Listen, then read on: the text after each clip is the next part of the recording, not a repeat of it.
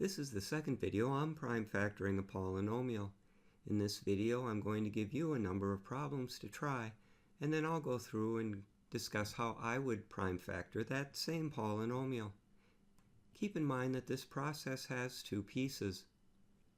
The first piece involves putting together a game plan, and the right way to do that is to go through steps 1, 2, and 3 without writing anything. Once you have a plan in place, then return to step 1 and carry out the steps one by one, writing down your work.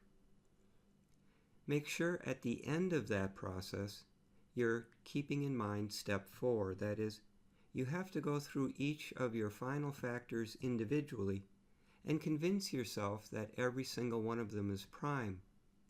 Otherwise, return to step 2 with that factor and continue factoring. Here's your first one. First, I notice this polynomial is in standard form. It has a GCF of negative x, which I'll factor out. At that point, I'll be left with a binomial, and the technique we have for factoring binomials is the difference of two squares. So first, I'll factor out a factor of negative 1 times x. That leaves me with x squared minus 1. I recognize that is the difference of two perfect squares. One is x squared and the other is 1 squared, and therefore it will factor to the quantity x plus 1 times the quantity x minus 1. Each of my factors cannot be factored further, so I'm done. Here's the next one. First, I notice this polynomial is in standard form. Next, there is a GCF. It has a common factor of 2, but the greatest common factor will be 4. Once that's factored out, my second degree coefficient is going to be a 2, and since that's prime, I'll probably try guess and check first, but I'll shift to AC if I can't factor the trinomial quickly. First, I'll take out my GCF of 4. Next, I'll notice that since C is negative, that my signs are going to be mixed. I'm just assuming it's 2t plus and t minus for now, but if that turns out not to be viable, then I'll change where the addition and subtraction are. Currently, though, I can see that if I put 1 in the first factor and 2 in the second, that's going to work. And of course, I check my work just to make sure. That'll give me 2t squared minus 4t plus 1t is negative 3t, and then 1 times negative 2 is negative 2, so it looks good. Last, I go through my 3 factors, and they're all prime, so I'm finished. How about here? For step 1, I'll need to reorder the terms into standard form. I notice that my coefficient for my second degree term is negative, so I'll make sure to take out a factor of negative 1. And other than that, there doesn't seem to be a GCF. After factoring out negative 1, I'll have a trinomial. So I'll want to start with guess and check, and if I don't see something quickly, I'll probably shift into AC. I've reordered my terms, factored out negative 1. AC is negative 60. I'm not even going to bother with guess and check. I'm just going to get right into the AC method. My different factorizations would be these. I need to build a negative 60.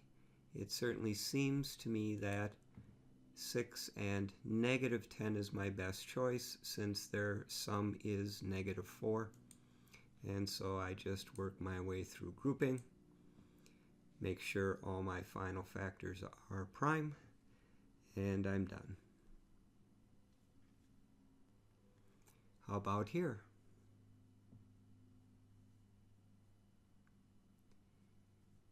This 4-term polynomial is in standard form.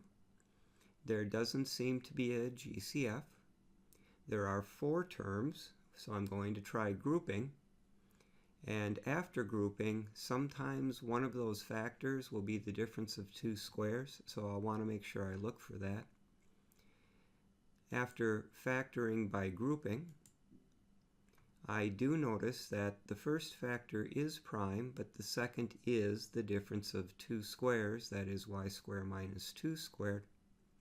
So I need to go one step further and factor that to y minus 2, y plus 2. Checking all my factors for the last time, I see they're all prime, and so this problem is finished. How about here?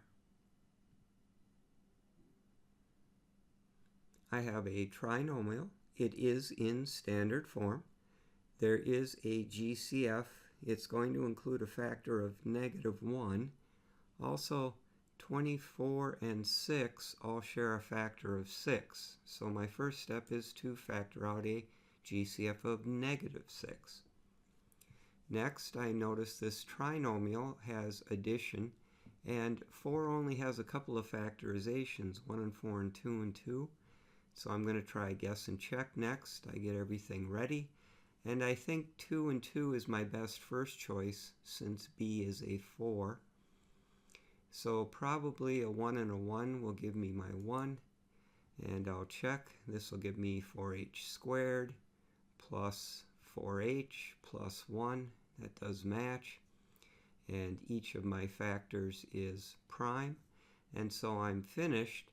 But usually, since you have two factors which are exactly the same, it will be written like this.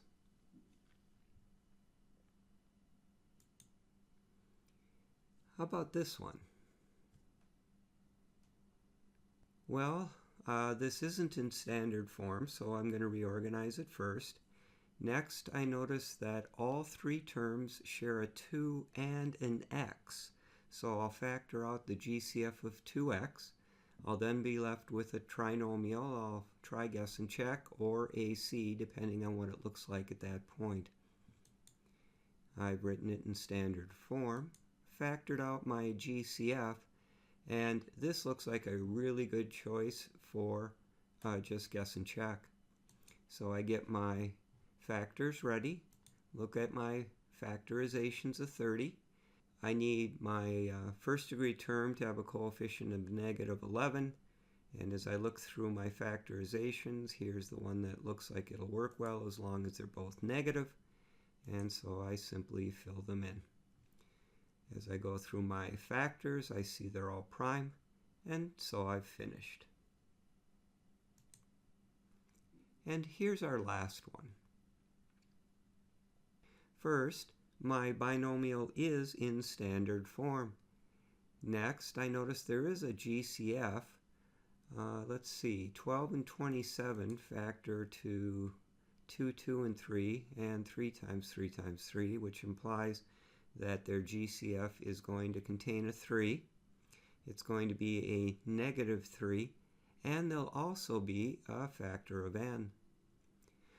Once I factor out my GCF, I'll be left with a binomial, so I'll be looking for the difference of two squares.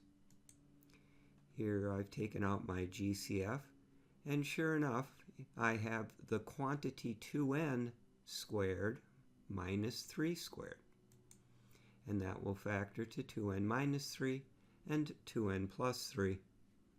Looking through all my final factors, I see they're all prime, and so I'm finished. Well, that concludes this second video where we've practiced prime factoring a polynomial.